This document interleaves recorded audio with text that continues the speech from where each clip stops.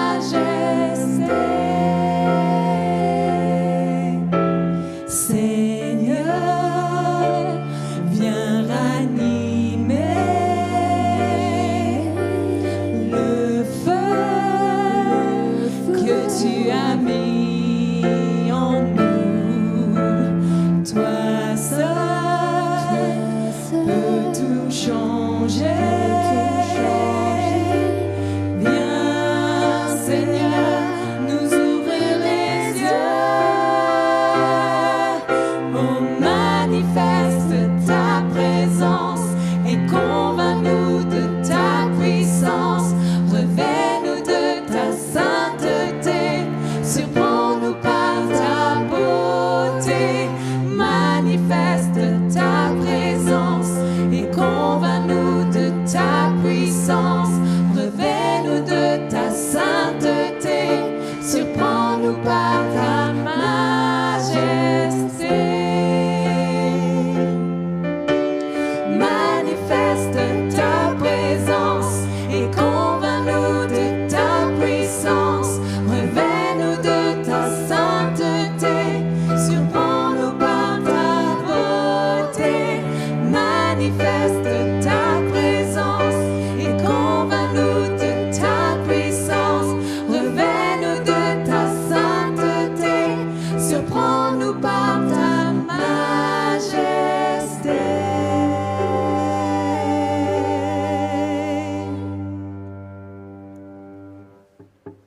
Et quand nous sommes surpris par cette majesté, nous avons juste envie de tout lui donner.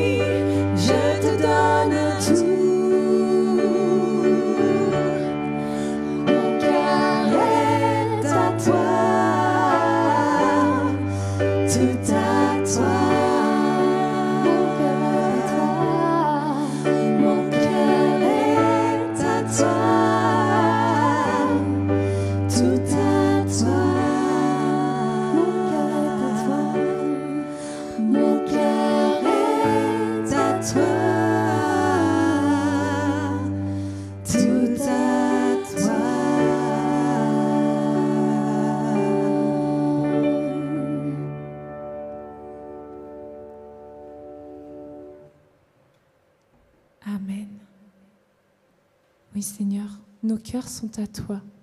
Et maintenant, veuille entendre nos cœurs.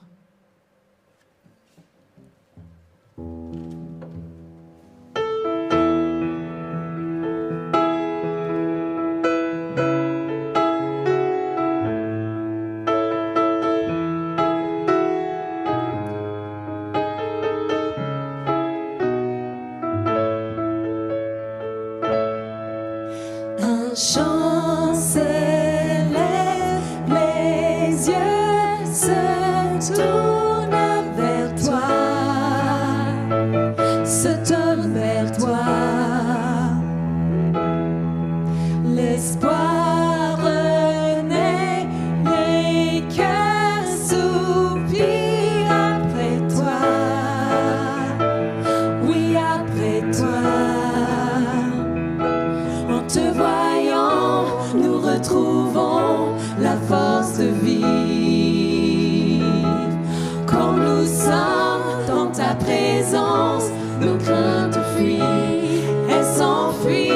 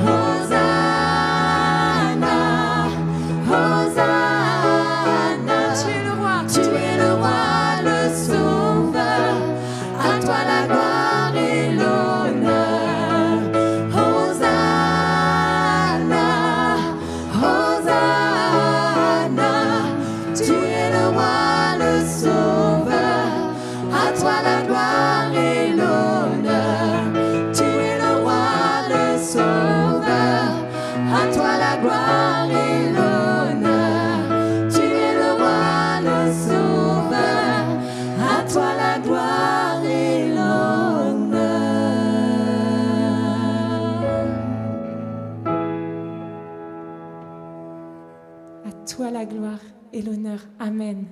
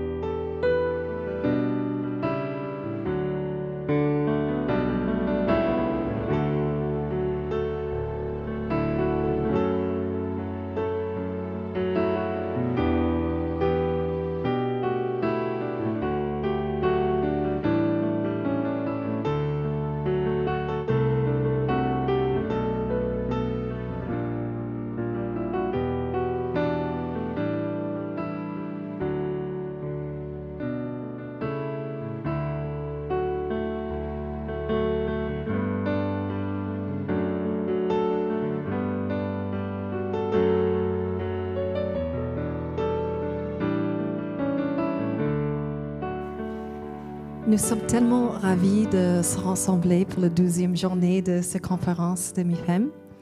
Encore aujourd'hui, je suis là avec Marie-Pierre, la directrice régionale.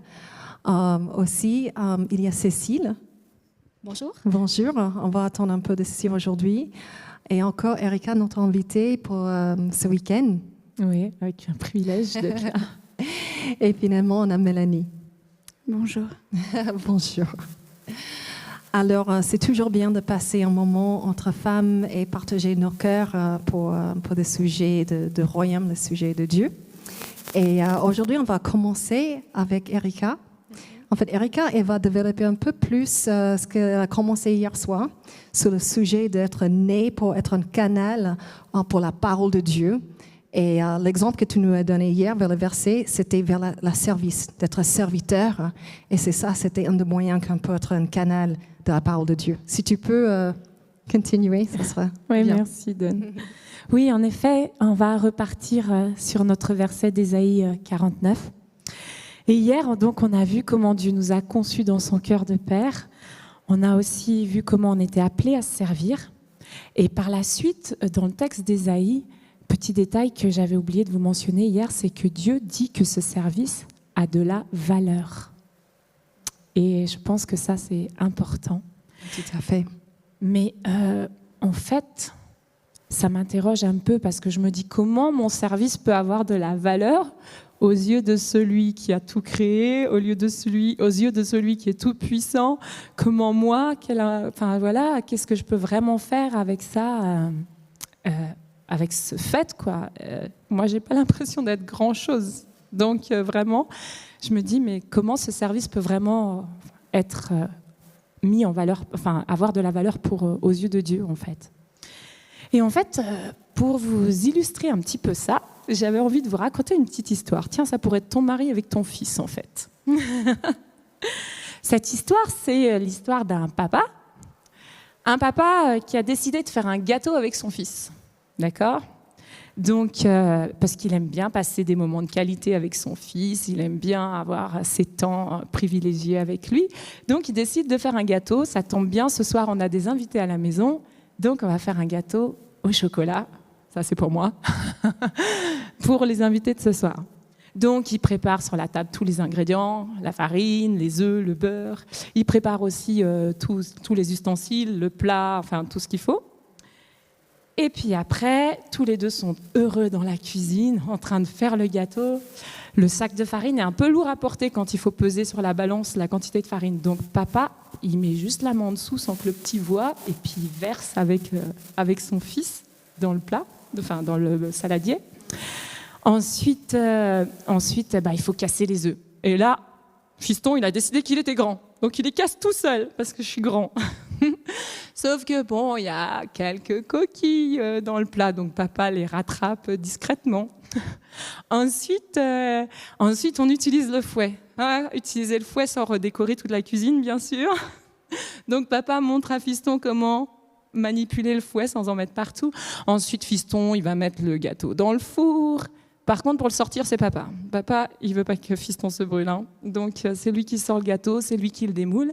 Mais après, il lui donne le glaçage, il lui donne la boîte de Smarties qu'ils ont achetée spécialement pour l'occasion. Et puis voilà, le gâteau est terminé. Les invités arrivent, tout le monde mange, la soirée se passe super bien. Voilà le moment du dessert que tout le monde attend. Papa arrive fièrement avec le gâteau, le sourire aux lèvres, la joie plein le cœur de cette belle après-midi qu'il a passée avec son fils. Quand il met le gâteau sur la table, qui a fait le gâteau ? Aux yeux de papa. C'est le fils. C'est une super illustration. Hein? Je vois. Hein? Et ouais, c'est le fils qui a fait le gâteau. Wow. Et voilà, moi, je pense, voilà comment Dieu agit un peu avec nous et se comporte un peu avec nous. Et en fait, il pourrait faire le gâteau tout seul, mais il a décidé de le faire avec nous. Et moi, je pense que ça, c'est quelque chose de beau et qui me touche, moi. Et cette image m'a beaucoup touchée. C'est magnifique, cette illustration, parce qu'on voit que nous, on peut faire des choses, on peut faire plein d'erreurs, mais c'est la grâce de Dieu qui fait en sorte que ça produit quelque chose de bien. Et finalement, il nous laisse dire que c'est nous qui en a fait, mais c'est lui qui nous donne la force, la puissance pour le faire. Tout à fait, oui. Et puis, en fait, aussi, il connaît nos capacités. Il sait là où il faut amener la main doucement derrière, discrètement. Mais il sait aussi nous donner les ingrédients. Il sait, enfin, voilà, il est là tout le temps. Et c'est justement ça qu'on trouve dans notre verset. Dans notre verset, on dit que Dieu est notre force. Et c'est ça notre force. C'est ça qui fait qu'on peut faire ce qu'on fait parce que, ouais, on a Dieu qui est tout le temps là avec nous, qui nous donne tout ce qu'il faut pour pouvoir le faire. Et voilà, c'était de ça dont je voulais vous parler cet après-midi. Et puis, je suis juste en train de checker, voir si je n'ai pas oublié quelque chose. Je suis désolée, hein, je ne fais pas ça tous les jours. Oui, donc c'est bon. Moi, je voulais vous raconter un peu pourquoi j'en suis venue à ce que je fais aujourd'hui. Alors moi, j'ai eu le privilège de grandir dans une famille chrétienne, dans une famille qui m'a appris à aimer Jésus dès toute petite et qui m'a montré le chemin vers Dieu depuis toute petite. J'ai aussi été dans une famille où on m'a permis de faire beaucoup de choses tout de suite. Je me rappelle de ma première chorale, je devais avoir 6 ans, j'étais avec la petite jupe bleu marine plissée, vous savez, puis le gros nœud rouge là. Voilà. Et puis, mais voilà. Et puis, moi, j'aimais tout ce qui était art créatif. Donc, on me donnait toujours tout ce qu'il fallait pour que je puisse le faire. J'ai une maman qui m'accompagnait beaucoup là-dessus. Et puis, d'un autre côté, j'ai aussi le privilège de faire partie d'une famille pas petite, hein, énorme. Et en fait, cette famille m'a aussi donné l'occasion, quand on est dans la propriété familiale en vacances, en Normandie, d'organiser des grands jeux pour tous les cousins où de 5 ans à 16 ans, on peut jouer ensemble, de créer des spectacles où il y avait les costumes, le décor, enfin, tout ce qu'il fallait. Voilà. Et puis, voilà. Et puis, en fait, à l'âge de 16 ans, je décidais de me faire baptiser.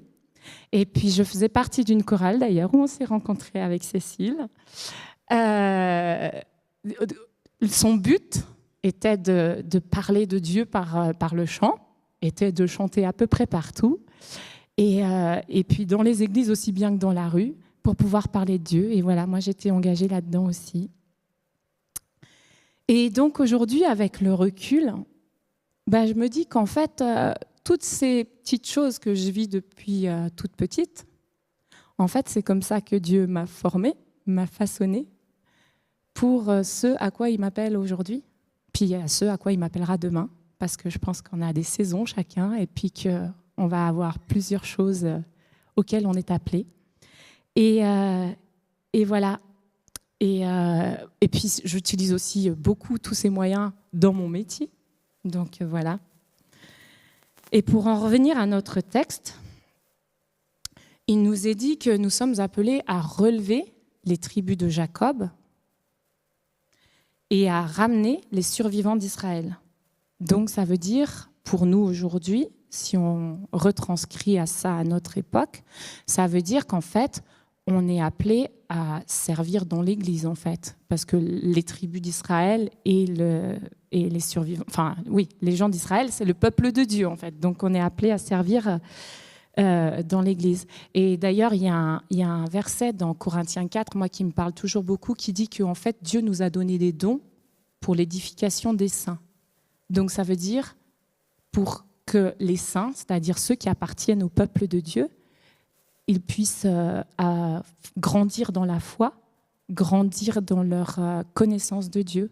Et c'est à ça auquel nous sommes appelés. Il y a quelques années de ça, Dieu m'a appelé à mettre mon don pour la louange au service dans la communauté à laquelle j'appartiens maintenant. Je ne vais pas entrer dans les détails sur comment il m'a appelé. Pour celles qui seront dans l'atelier tout à l'heure, j'en parlerai un peu plus. Mais là, maintenant, je ne vais pas m'étaler là-dessus parce que ça prendrait trop de temps, puis ce n'est pas le sujet là maintenant. en fait, quand il m'a appelée à ça, j'ai vraiment senti que, donc c'était lui qui me demandait de le faire, mais que je ne pouvais pas le faire comme ça, en fait. Pourtant, comme je vous disais tout à l'heure, je pense que toutes ces années m'ont fait former, fait grandir et tout ça. Mais j'ai commencé à vouloir aller me former. Donc j'ai été faire pas mal de formations de louanges. Et puis après, j'ai aussi commencé à me dire que, en fait, je me rendais compte que quand je conduisais la louange, eh ben souvent, je recevais des messages de la part de Dieu à transmettre. Et là, je me suis dit, mais Erika, si c'est ça, il faut aussi que... Il n'y a pas que sur la louange qu'il faut que tu te formes, c'est aussi sur ta vie personnelle avec Dieu, que tu rentres vraiment dans une intimité avec lui, que tu ancres tout ça, parce que tu es dans une position où tu ne peux pas dire n'importe quoi, en fait. Du coup, juste pour clarifier, pendant le louange, tu commençais vraiment à attendre la voix de Dieu dans ton cœur, de recevoir des messages de lui. Oui. OK. Oui, dans le sens où quand j'arrivais pour un samedi matin, je me souviens par exemple une fois avoir fait... je suis parfois un peu originale, on va dire ça, avoir fait un culte de louange sur le chocolat, quand je vous disais le gâteau au chocolat. Et en fait, à la fin, il y a une personne qui est venue qui m'a dit « Mais pourquoi tu as parlé du chocolat ?» Et en fait, c'était elle qui avait besoin d'entendre parler du chocolat. Enfin, voilà, et je me suis aperçue de ce genre de choses. Et là, je me suis dit, en fait, Dieu nous utilise là où nous sommes pour parler à certaines personnes. Et c'est donc important que notre vie avec Dieu aussi soit tout à fait ancrée. Du coup, ce n'était pas que des messages de Dieu pour toi, mais en fait, c'est des messages de Dieu qui passaient vers toi, vers les autres. Oui, tout à fait. OK. Tout à fait. Ouais. C'est magnifique. Hein? Ouais. Oui, et puis et donc c'est pour ça que, en fait, je te disais, en fait, les formations que j'ai fait entre autres une formation qui dit d'être à l'écoute de Dieu et comment on peut être à l'écoute de Dieu et tout ça, et voilà. Et puis c'est aussi comme ça, en fait, d'ailleurs, que j'ai commencé à écrire, à écrire mes chants, comme le chant que vous avez entendu hier soir, parce qu'en fait, j'ai commencé à recevoir des choses, soit pour une personne de ma communauté, soit pour ma communauté entière. Je vais vous donner un autre exemple. Par exemple, une fois, je ne sais pas pourquoi, vraiment eu à cœur d'écrire un chant de bénédiction. Et là, j'ai dit, on va prendre la Bible, hein, c'est simple. Hein, moi, à chaque fois, c'est comme ça. Hein. On prend la Bible, si c'est un chant de bénédiction, on va aller lire toutes les bénédictions. Non, pas toutes, c'est pas possible dans la Bible. Je vois Cécile qui rigole. Oui, pas possible. Mais voilà, donc j'ai été lire les bénédictions qui sont dans les épîtres, en fait. Et puis le samedi matin, j'arrive. Moi, je suis toujours là quand c'est moi qui suis en responsabilité. J'aime bien être en avance dans l'église, prier dans l'église, être sur le piano, en train de jouer, tout ça. Puis j'étais en train de jouer donc le chant qu'on allait chanter pour la première fois. Et en fait, il y a un des membres de mon groupe de louanges qui est arrivé et puis qui s'est assis au lieu de venir pour répéter avec moi. Et puis après, elle est venue me voir et elle me fait « Erika, tu ne peux pas te rendre compte, c'est quoi cette chanson-là que tu viens de chanter ?» Je dis « C'est la nouvelle chanson qu'on va chanter pour la bénédiction à la fin. » Puis il me dit « En fait, j'arrive là dans l'église dans un état pas possible. J'ai eu une semaine horrible. Au niveau du travail, ça a été très compliqué. Et en fait, je venais à l'église chargée. Et c'était juste de ça dont j'avais besoin, en fait. De recevoir ce chant de bénédiction pour pouvoir ensuite servir, parce que lui, il allait jouer aussi dans la louange et il allait faire plein de choses, en fait. Du coup, pour toi, le choix de cette chanson, c'était presque par hasard ou qu'est-ce qui est passé par ton cœur, mais derrière, c'était une vraie bénédiction, comme Dieu a spécialement sélectionné cette chanson vers toi pour cette femme. Oui, c'est fort. Enfin, c'était un homme, mais... Oh, non, OK. Pour cette personne, oui. Ouais. Mais oui, c'est impressionnant. Et en fait, ce qui est impressionnant aussi, c'est... en fait, quand on s'engage comme ça et quand on fait les choses, puis je pense que c'est la même chose pour chacune d'entre vous dans le domaine dans lequel vous êtes et dans ce que vous faites, c'est qu'en fait, la première personne qui est bénie quand on le fait, c'est nous. Et puis ensuite, y a la bénédiction sur les autres. Et puis, il y a l'honneur qui remonte à Dieu. Et en fait, c'est un circuit qui fait que chacun reçoit et donne, en fait. On peut dire qu'il faut faire le premier pas. Oui, tout à fait. C'est un petit peu ça, en fait. Tout à fait. Oui, il faut oser. Oui, comme aujourd'hui, il faut oser. Marie-Pierre, merci de m'avoir invitée, de m'avoir poussée à ça. Juste, quand tu dis ça, je vais profiter de dire que Erika était notre invitée l'année passée. Et il y a eu le coronavirus. Et en fait, ça a été annulé au dernier moment. Parce que nous avions aussi rendez-vous en début mars. Et merci Erika, parce que je t'ai demandé cette année de revenir. Et toujours généreuse, toujours bienveillante, tu as dit oui, je viens, bien sûr. Merci. Mais ouais, moi, je trouve que c'est vraiment un privilège de pouvoir collaborer avec Dieu comme ça, de pouvoir avancer avec Dieu comme ça, d'avoir ce papa là qui est toujours là, toujours en train de nous donner les outils dont on a besoin, de nous accompagner dans les moments qui ne sont pas forcément évidents aussi. Et en fait, je pense aussi qu'il y a une chose aussi, un secret par rapport à tout ce qu'on vient de dire aussi, c'est que en fait, souvent on se dit qu'on a reçu un don, mais en fait, on n'en a pas reçu qu'un, on en a reçu plein. Et Dieu, tous ces dons-là, il va vouloir les utiliser dans un contexte ou dans un autre, et dans un cadre ou dans un autre. Et il y a une image, pour celles qui étaient avec nous hier pendant la préparation, elles ont entendu que je disais à quelqu'un qu'elle était un potage. Je vais expliquer un petit peu pourquoi je disais ça. Oui, merci d'expliquer, je n'ai pas compris. Un potage, pourquoi ? En fait, c'est une image que j'emprunte là maintenant à celui qui a écrit « Je te donne tout », Luc Dumont. C'est lui qui disait ça, qui disait que en fait, au départ, quand il a commencé à jouer dans l'église, on lui disait « Oh, t'es un super musicien, Dieu t'a donné le don de la musique ». Puis après, il s'est mis à conduire la louange, et puis là « Oh, t'es un super conducteur de louange, Dieu t'a donné ça ». Et après, il s'est mis à prêcher, Dieu t'a donné le don de l'enseignement. Et puis après, il s'est mis à faire du coaching, enfin bref, et tout ça. Il disait « Mais en fait, on est tous pareils. Une soupe, ça ne se fait pas qu'avec un seul légume, ça se fait avec beaucoup de légumes. » Donc, tu es un potage, je te l'annonce. Tu es un potage, tu es aussi un potage et tu l'es aussi. Voilà.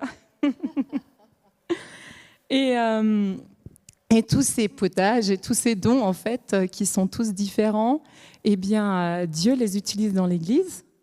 Et puis, on voit dans 1 Corinthiens 12 ce merveilleux passage qui dit que, en fait, on a tous reçu des dons différents, mais qu'on fait tous partie du même corps dont Christ est la tête. Et ça, c'est la base de la base. Si on veut vraiment pouvoir le servir, c'est qu'en fait, c'est Christ la tête et qu'il faut réussir à être à son écoute.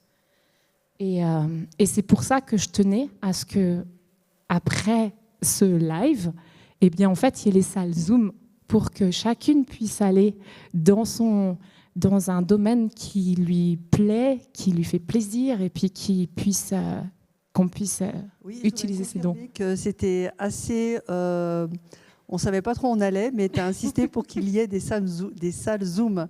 Donc, il y a des salles Zoom. Voilà, parce que tu as vraiment insisté pour que chacune puisse découvrir quelque chose et aussi partager. Exactement, tout à fait. Ouais, c'était vraiment... Je pense vraiment que c'est important. C'est important de se rendre compte de ce que Dieu nous a offert, de ce que Dieu nous a donné, de comment il nous a créés et de comment justement on peut être ce canal de sa parole sur cette terre et de découvrir comment on peut le faire. Et voilà, c'était pour ça que j'y tenais. Voilà. C'est vrai ce que tu dis, Erika. On a tous des dons et des talents. On a des potages avec plein de talents différents. Et j'apprécie énormément ton talent pour l'idée de la louange, aussi pour donner des paroles d'encouragement comme le Seigneur te guide. J'aimerais bien aussi découvrir un peu sur le don de Mélanie, qui est une danseuse. Moi, j'aimerais savoir un peu, Mélanie, comment Dieu a amené à savoir que tu avais ce don pour danser pour lui.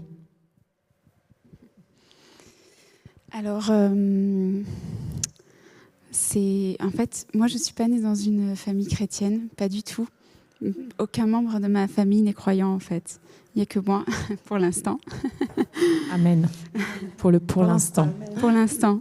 Je suis une petite graine au milieu, là. Donc, bizarrement oui et non, parce qu'en fait, Dieu était... Je ne pourrais même pas dire à quel moment Dieu est entré dans ma vie, parce que très petite, je croyais déjà en Dieu. Pour moi, c'est une évidence, en fait. Ça me paraît un peu fou que certaines personnes puissent ne pas croire en Dieu, en fait. Donc, j'ai grandi avec lui de manière très intime, plus intime encore parce que ma famille n'était pas croyante, donc je ne pouvais pas partager ça. Donc, je restais vraiment, c'était une relation que lui et moi, tout le temps, même à l'école, même... Donc, voilà. Et du coup, la famille n'avait pas un parcours religieux, c'était vraiment même pas un sujet? Ma maman, oui, elle a fait du catéchisme, mais elle a détesté, en fait. Elle a détesté son catéchisme, donc elle ne veut plus entendre parler. Elle a une certaine spiritualité, mais dès qu'on parle de Dieu, elle ne veut pas en entendre parler. Donc, j'ai grandi avec ce lien très fort. Pour moi, c'est vraiment quelque chose de... C'est ce que j'ai de plus fort dans ma vie, en fait. Et j'ai commencé la danse toute petite parce que j'avais des problèmes de dos assez importants. Donc, en fait, la danse a été mon traitement pour me redresser, pour me réaligner par le mouvement. Et en fait, il s'est avéré que j'étais douée pour danser et que j'aimais beaucoup ça. Donc, j'ai été formée dès le départ au conservatoire, en fait, et après au supérieur, et après, j'ai été professionnelle. Et dans mes études, j'ai aussi fait de la musique, du chant, très peu. Attention.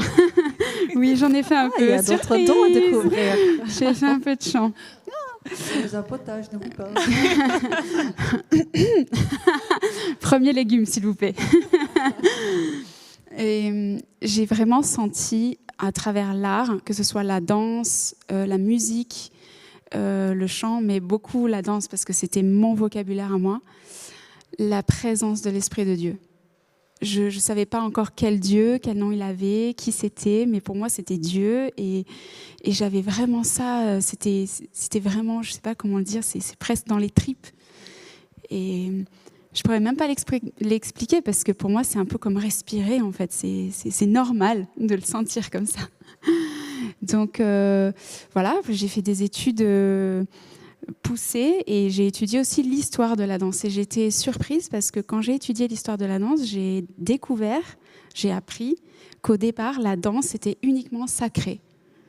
On ne dansait au départ que pour demander des choses à Dieu ou au Dieu à l'époque, parce que des fois il y en avait plusieurs. Mais c'était uniquement pour ça. On dansait avant d'aller partir chasser, on dansait avant une naissance, on dansait ou même pendant le travail. Il y a des tribus qui dansaient et pour être connectés, c'était vraiment, on ne dansait que pour ça. Du coup, on ne dansait pas juste pour faire la fête? Non, c'est venu après. C'est venu après. Et c'était très réservé. Et moi, ça m'a beaucoup parlé, ça m'a beaucoup interpellée. Je me suis dit, waouh! En fait, ce que je fais, à la base, c'était que pour Dieu. Et comme j'avais déjà Dieu dans mon cœur, je me suis dit, waouh, en fait, ce que je fais, c'est tellement important. C'est tellement puissant. Et du coup, intimement, quand je dansais, j'essayais de garder ça à l'esprit. Et c'est vrai qu'après, en dansant avec d'autres chorégraphes, il y a beaucoup de chorégraphes dans le milieu professionnel qui ont une grande spiritualité dans le mouvement. La danse, il y a vraiment un côté très spirituel où on n'exprime pas seulement des émotions, on raconte pas seulement une histoire, mais on va toucher quelque chose qui vient du ciel. Et voilà, donc ça a vraiment alimenté ça. Mais je connaissais pas du tout la danse de louange. Pourtant, j'ai étudié beaucoup de formes de danse, mais pas la danse de louange. Et quand j'ai connu Dieu, parce que Dieu m'a vraiment guidée. Hein. Je connaissais rien de l'Église, rien de la Bible, et pourtant il m'a tout montré dans les moindres détails. Dieu, je l'ai lu après dans la Bible, Dieu guide les aveugles, mais c'est vrai, mais c'est tellement vrai. On peut ne rien savoir de la Bible. Si Dieu t'a choisi, si Dieu t'a appelé, il va faire en sorte que tu regardes là où tu dois regarder. Il va tout te montrer, il te guide, il te protège, il te préserve. Il te fait traverser, parfois il te laisse traverser des épreuves parce que tu as besoin de comprendre certaines choses. de briser ton entêtement. Mais moi, ça a été vraiment ça, mais il m'a beaucoup protégée. Et tu sens que c'est lui qui t'a envoyé des signes ou te donné même des difficultés, des problèmes de dos pour te mettre sur le chemin de danseuse? Oui. Je pense parce que dans ma famille, il n'y a personne qui fait de la danse, à part moi. Et si j'avais pas eu des problèmes de dos, ma maman ne se serait pas posé la question. Voilà, je pense. Et comment ça va le dos aujourd'hui? Très bien, j'ai plus rien. Okay, super. Absolument plus rien. Alors que non, j'ai plus du tout de traces de quoi que ce soit. Et puis bon, voilà, Dieu m'a donné à cœur avec le temps de quitter la région où j'étais et de venir ici. Ça a été très dur. C'était un peu un arrachement, mais je l'ai fait parce que dans mon cœur, je sentais vraiment que, je sais pas, il fallait que je le fasse. Je suis arrivée là, toute seule, je connaissais personne. Dieu m'a bénie, m'a donné mon mari, il m'a donné l'église. Il m'a montré qui il était. Pourtant, j'avais déjà entendu parler de l'église adventiste, mais enfin, je veux dire, c'est quand même dingue que j'ai voyagé dans plusieurs pays pour danser. Et c'est dingue quand même qu'il m'amène ici précisément. Moi, je trouve ça fou. Je trouve ça fou. Ici, à Collonges, j'habitais juste à côté. Je ne savais même pas qu'il y avait l'église de Collonges. Donc voilà, et puis un après-midi, on m'a dit, tu sais, il y a des ateliers de prière un peu différents à l'église de Collonges, tu devrais aller voir parce qu'il y a de la prière par le mouvement. Je me suis dit, ah bon? Ça existe ça? Encore Dieu guide les aveugles, hein? Regarde. Donc j'ai dit, bon, je vais aller voir. Et j'ai rencontré Dana, qui a dansé avec nous, qui fait de la danse de louange. Et depuis, Dieu me montre vraiment que c'est ma place. Wow. C'est ma place, c'est ce que j'aime faire. Et c'est l'accomplissement de tout ce que je ressentais avant, en fait. Je m'épanouis. Quand je fais ça, je m'épanouis vraiment. Voilà.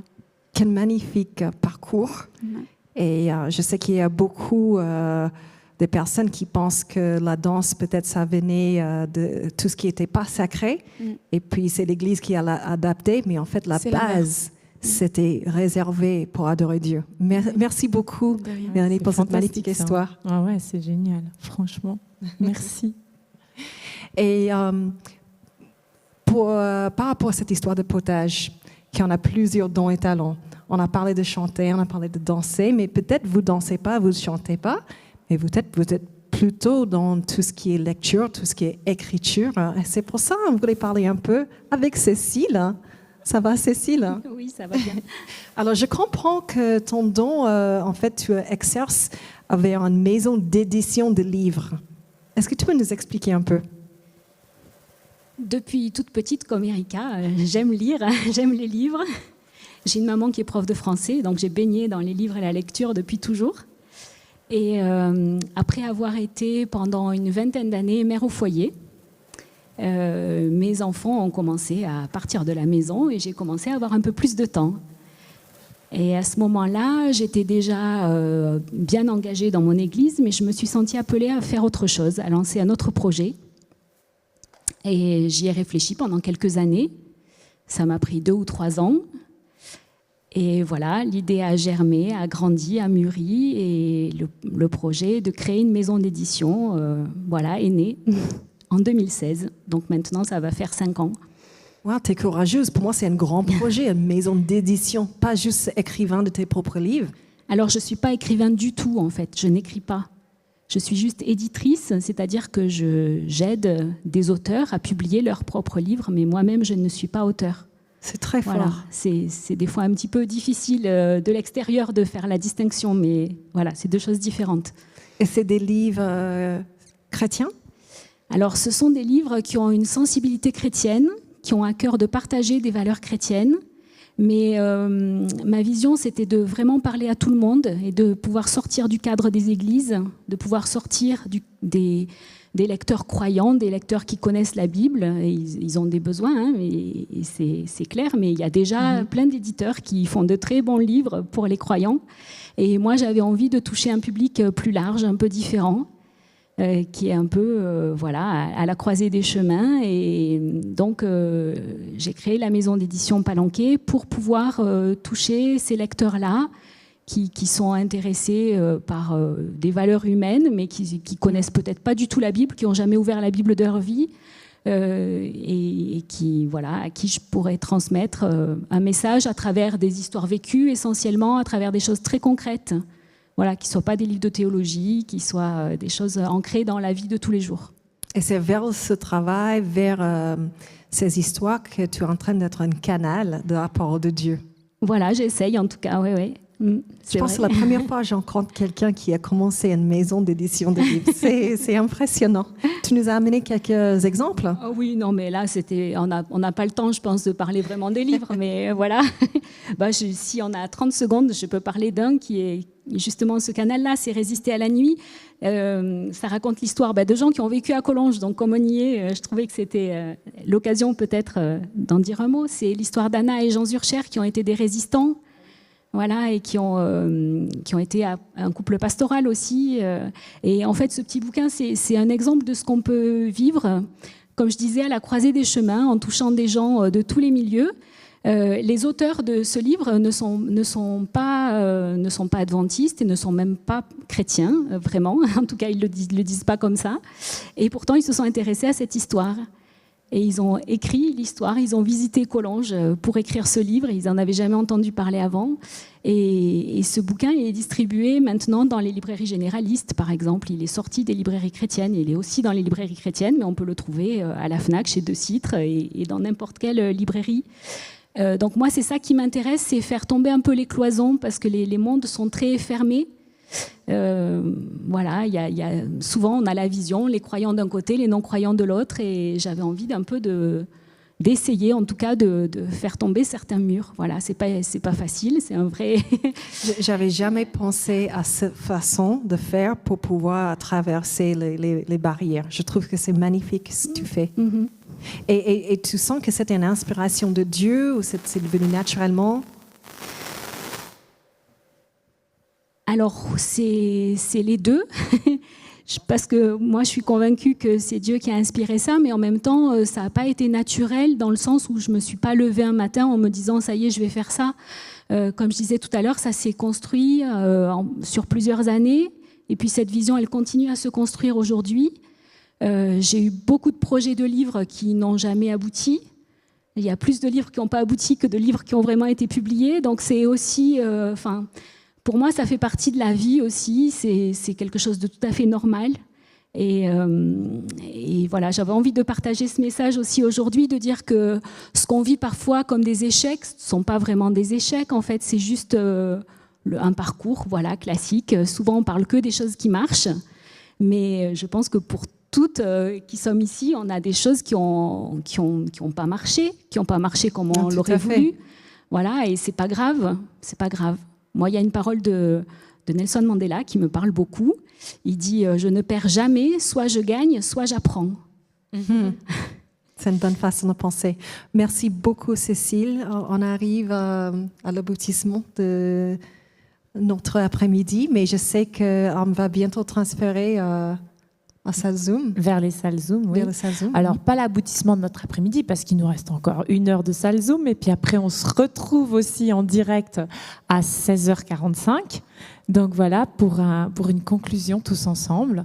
Et en tout cas, merci Don, parce que je pense que Don aussi est un beau potage, parce que vous avez pu l'entendre chanter. Je pense qu'elle a aussi ce talent pour nous interpeller. Du coup, je pense que maintenant, on va voir Marie-Pierre, on va voir les vidéos. Est-ce que tu as précisé par rapport au chat, par rapport à tout ça? Tout à l'heure, je ne sais pas, je t'ai pas entendu. Non, je ne l'ai pas dit. Donc, nous allons lancer les petites vidéos pour vous rafraîchir la mémoire, pour celles qui étaient là hier soir et puis celles qui n'étaient pas. Alors, ces vidéos, donc...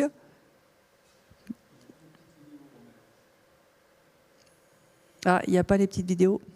Ce sont les mêmes. Donc voilà, écoutez, sur la page YouTube, vous avez les différents ateliers que nous vous proposons cet après-midi. Et je vous invite à aller directement sur la page YouTube, un peu plus bas que l'écran. dans la description. Dans la description. En dessous, sur le plus, vous appuyez sur le plus. Et là, vous allez avoir chaque atelier avec le lien Zoom, l'ID de la salle. Vous allez aussi avoir le code secret pour certains. Et puis, donc, pour rappel, alors on a un atelier qui va parler de comment être un canal de Dieu auprès des enfants. On a un atelier qui va parler de comment être un canal de Dieu par l'écriture avec Virginie, avec Béatrice pour les enfants.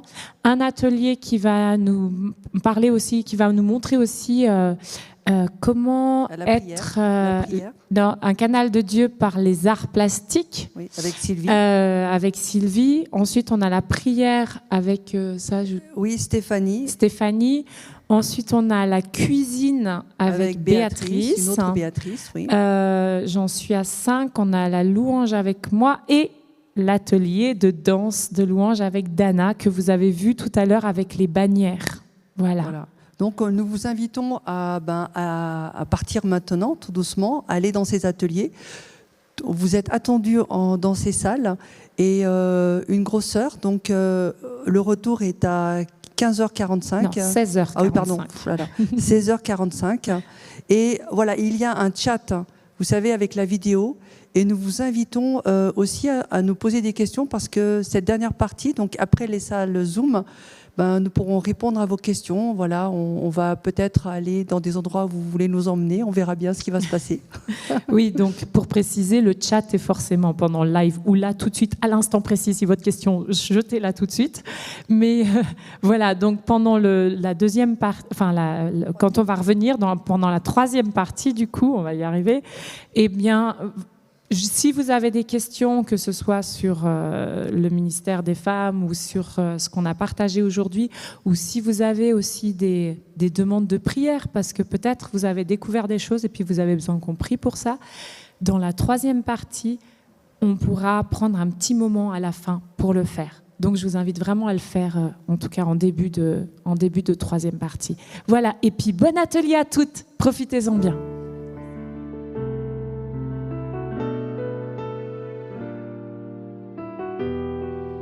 Alors, rebonjour. J'espère que vous avez beaucoup apprécié les différents groupes Zoom, que vous avez pu explorer un peu d'autres manières. On peut utiliser nos dons et nos talents, nos capacités pour être un canal de la parole de Dieu. Alors, j'aimerais bien parler un peu avec Laure par rapport à ces temps en groupe sur Zoom. Est-ce que tu as des retours? Excuse-moi, on va peut-être d'abord la présenter parce que nos amis là l'ont pas encore vue. C'est vrai, Laure n'était pas avec nous avant. Alors, Laure, bienvenue. Merci. Est-ce que tu veux te présenter un peu? Non, alors moi je vais juste vous en dire un petit mot. Je vais juste vous dire qu'en fait il y a de ces femmes de l'ombre qui sont hyper importantes. Vous voyez, si vous avez ce décor là autour de vous aujourd'hui, c'est parce qu'avec Laure, on l'a imaginé et qu'on l'a mis en place. Que voilà, si Marie-Pierre est lumineuse, c'est parce que Laure lui a... Je sais pas, donner un petit coup de couleur. Non, voilà. En fait, Laure est quelqu'un qui travaille régulièrement avec moi et qui, pour moi, est très précieuse. Et je remercie le ciel de l'avoir rencontrée. Merci. Super, bienvenue, Laure. Eh bien, en fait, je peux partager avec vous toutes quelques paroles qui sont issues des différents groupes Zoom qui ont eu lieu. Donc, par exemple, Mélissa, pour le groupe prière, nous a envoyé le message suivant. La prière est la respiration de l'âme. Cette citation d'Ellen White nous a accompagnés. Nous avons non seulement fait un cœur à cœur avec Dieu, mais également entre participantes. C'est magnifique, un cœur à cœur avec Dieu. Magnifique. C'est une super manière de décrire la prière. Nous avons Dana pour l'atelier de danse qui nous a envoyé le message suivant. Libérer le mouvement, la danse pour le Seigneur. On a le droit de louer Seigneur avec notre corps aussi. Une découverte de cette dimension de notre spiritualité et notre connexion avec le Seigneur. Magnifique, et ça me fait penser à l'interview qu'on avait tout à l'heure avec Mélanie. Oui, Ouais. tout à fait. Virginie, pour le groupe Écriture, nous dit nous avons produit 4 textes remplis de belles choses et d'émotions, et les textes seront partagés sur la page MIFEM. Voilà. Super. Nous avons Béatrice, alors je ne sais pas de quel groupe il s'agit. Ah, ben voilà. Il y a 2 Béatrice, c'était les enfants et aussi la cuisine, alors je ne sais pas laquelle. Elle n'a pas marqué quel groupe de... Alors attends, Béatrice Salvador, alors moi je ne connais pas le nom de famille. Cuisine. Cuisine, ok. Alors elle nous dit qu'elles ont vécu une très belle expérience en direct pour une première fois, qu'elle nous remercie toutes et tous, pour remercier aussi tous les techniciens beaucoup. C'est gentil. Voilà. Et qu'il y a eu une très bonne interaction de la part des participantes. Voilà. Et elle n'a pas dit ce qu'ils ont cuisiné? Virginie, Béatrice, pardon, tu peux nous dire ce que vous avez cuisiné Dans le chat. dans le chat, est dans le curieuse. chat ou par WhatsApp, comme tu veux. Elle nous dit aussi, alors elle vient de m'envoyer à l'instant, prendre soin de notre... Alors le problème c'est qu'il doit y avoir une erreur. Ah si, j'ai compris. Désolée. Prendre soin de notre santé est une façon de rendre gloire à Dieu. Voilà. Virginie nous envoie les textes. Alors je ne sais pas si vous voulez que... Non, pas maintenant. Pas maintenant. D'accord. J'en parlerai tout à l'heure. Ok. Voilà. Pour l'instant, c'est tout ce que j'ai reçu. Alors, c'est des super retours. C'est bien passé. Le Oui, tien aussi? très bien. Oui, oui. Et ben, nous, on a essayé d'écouter comment Dieu pouvait nous parler à travers la Bible, justement pour préparer les temps de louange, soit pour soi-même, soit pour l'Église dans laquelle on est. Voilà. Magnifique. Et en parlant de la louange, maintenant, on va écouter un chant. Tu peux nous présenter le chant? C'est par le groupe Lucia? Alors, c'est le groupe Lucia, oui, c'est un groupe de filles, d'amis, qui fait des reprises de chants de louange. Et là, ce chant s'appelle Saveur de l'infini. Et il a été écrit à l'origine par le groupe Antidote. Je vous laisse écouter.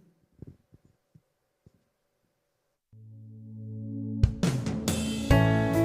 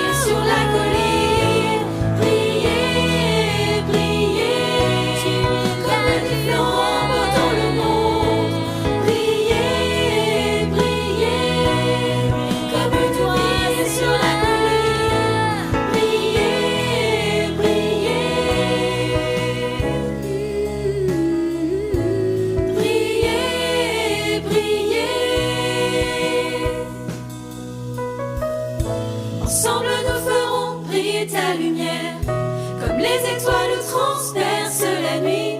Chacun de nous est le sel de la terre, donnant la saveur de l'infini. Ensemble nous ferons briller ta lumière, comme les étoiles transpercent la nuit. Chacun de nous est le sel de la terre, donnant la saveur de l'infini.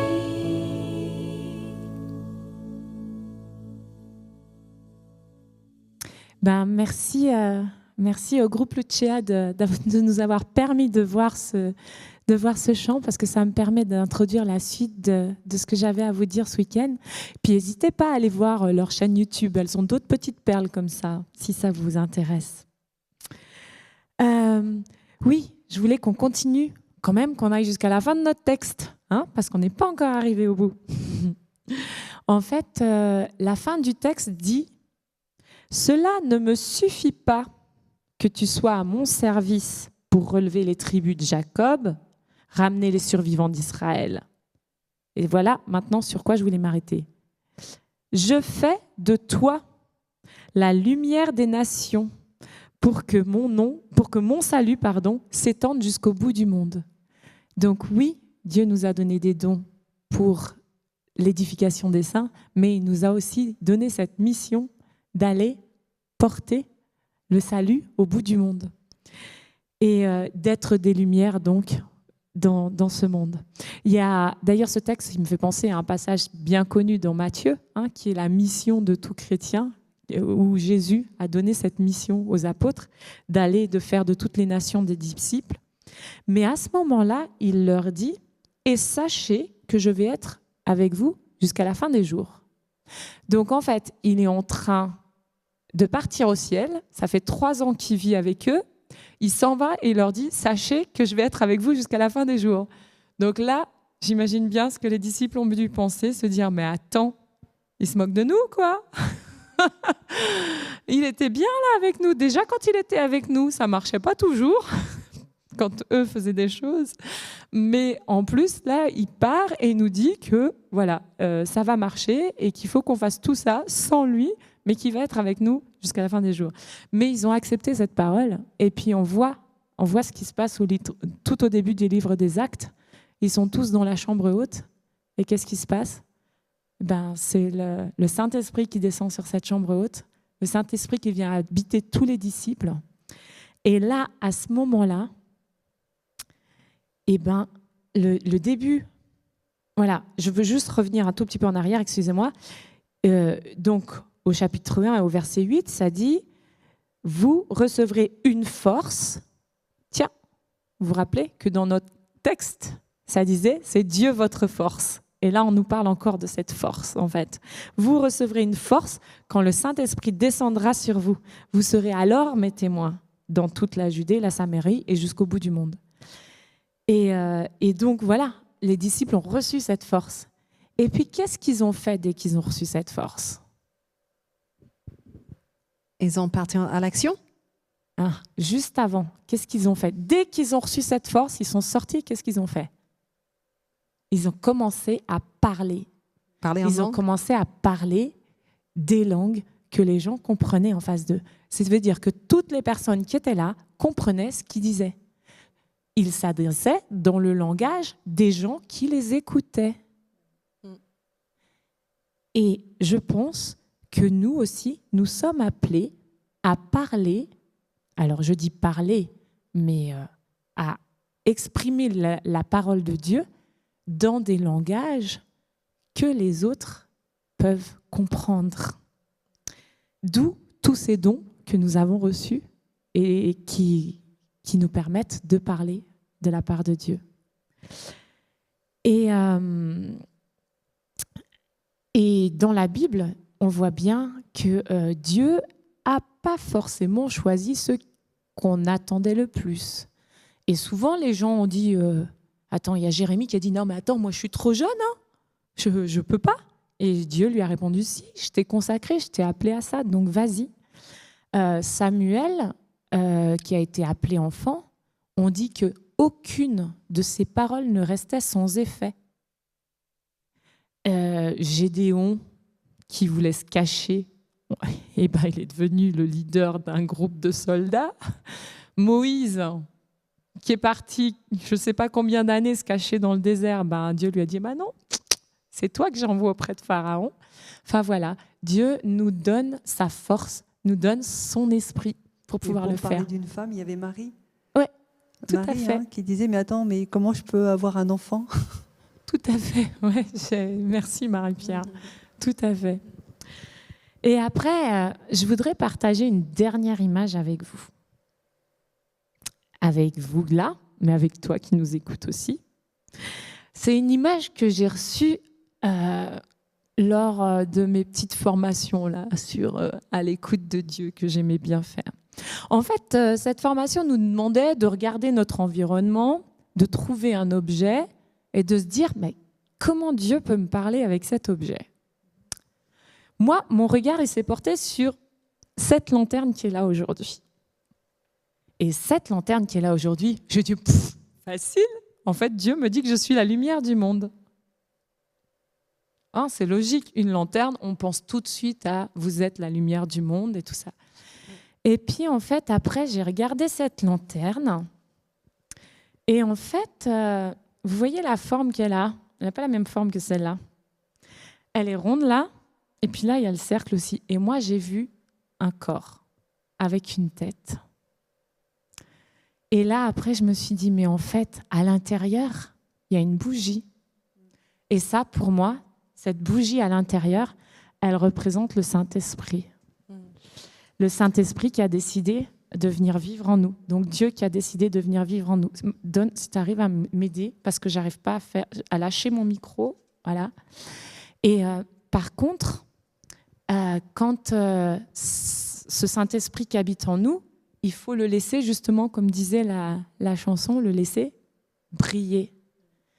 Et si on le laisse briller, s'il veut bien s'allumer, voilà. Si on le laisse briller, alors là, ça ne va pas être flagrant parce qu'on est en plein jour, je suis désolée, mais si on le laisse briller, ce Saint-Esprit qui est à l'intérieur de nous,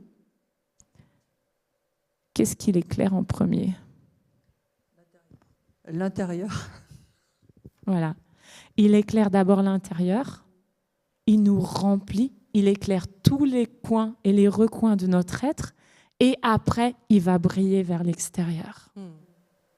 Et c'est vraiment avec cette image que je voulais vous laisser, parce que je pense qu'aujourd'hui, Dieu invite chacun d'entre nous à accueillir son esprit, à le laisser briller, à le laisser mettre la lumière dans tous les recoins de sa vie pour pouvoir briller, pour pouvoir se mettre à son service.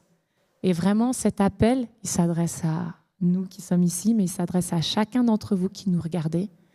Et c'est ce que je voulais vous laisser comme message pour terminer ce week-end. Merci pour cette belle illustration. J'aime cette image de le Saint-Esprit en train d'éclairer tout ce qui est en moi, même les choses blessées, les histoires du passé, les craintes pour l'avenir. Et c'est là où il amène sa lumière afin qu'on puisse vraiment briller. Merci pour cette conclusion. Je trouve que c'est un message très important pour tout le monde. Et avant qu'on se termine, je sais que Marie-Pierre elle a quelques annonces. Oui.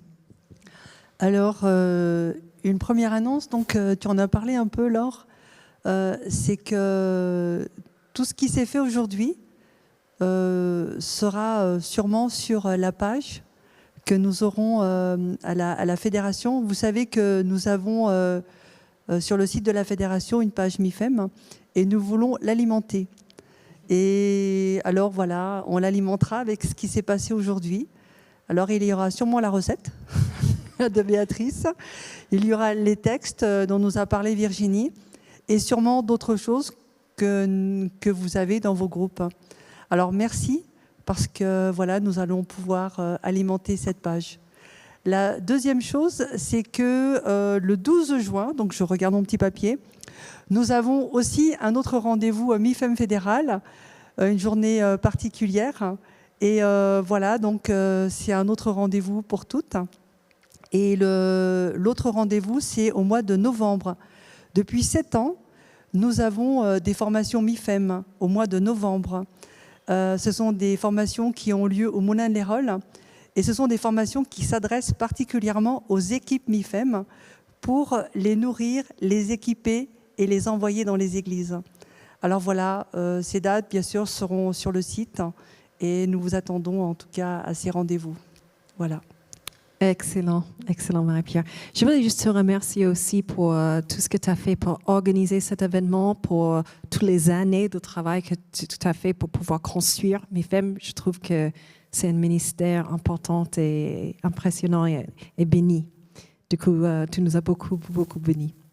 Pour conclure, est-ce que tu veux bien prier pour nous?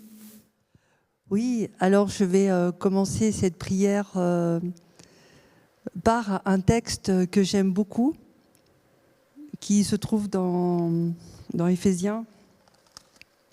C'est la version que j'aime beaucoup, dynamique, parole de vie. Dieu agit en nous avec puissance. Et quand nous lui demandons quelque chose, il peut faire beaucoup plus.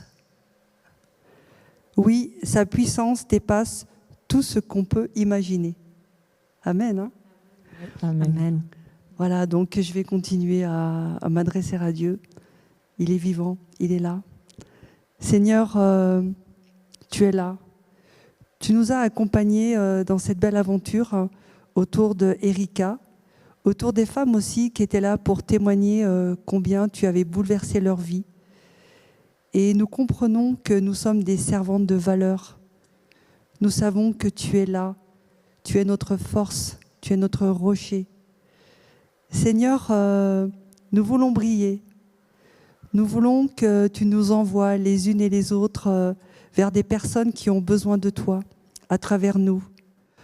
Nous voulons que tu nous laisses exprimer nos dons, Seigneur. Merci parce que, encore aujourd'hui, tu nous répètes que nous sommes équipés, nous avons ces dons, tu as pourvu. Et comme l'a si bien dit Erika, nous sommes des potages. Nous avons beaucoup de choses que tu nous as données. Nous voulons les mettre à ton service. Nous voulons, Seigneur, être dans nos églises, engagées, brillantes, parce que nous devons éclairer l'intérieur. Alors nous voulons déjà éclairer nos églises. Et que, Seigneur, cette lumière aussi puisse attirer d'autres personnes qui sont là, qui passent dans nos quartiers, qui passent à côté de nos églises.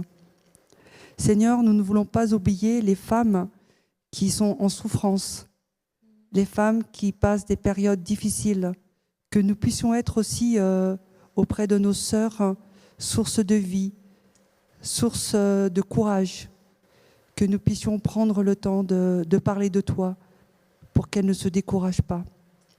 Nous voulons incliner nos cœurs devant toi, Seigneur, devant ta majesté.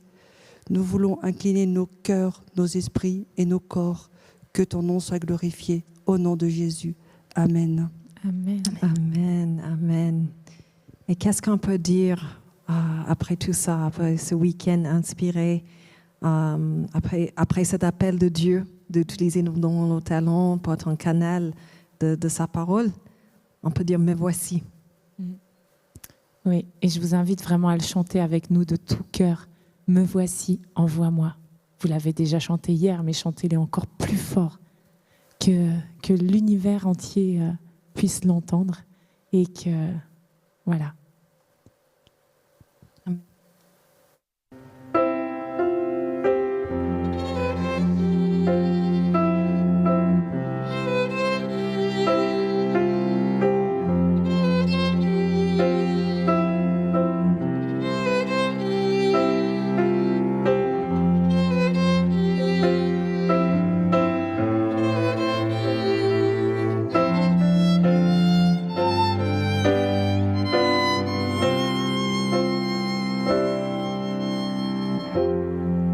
Je veux consacrer ma vie pour que ton royaume vienne, revêtu de ton esprit,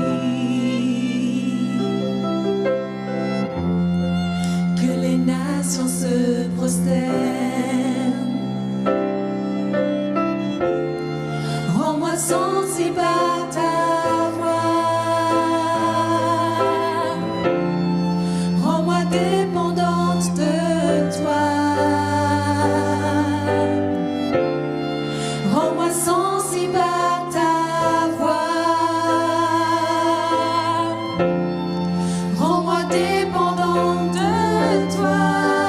Me voici, envoie-moi. Me voici, conduis-moi.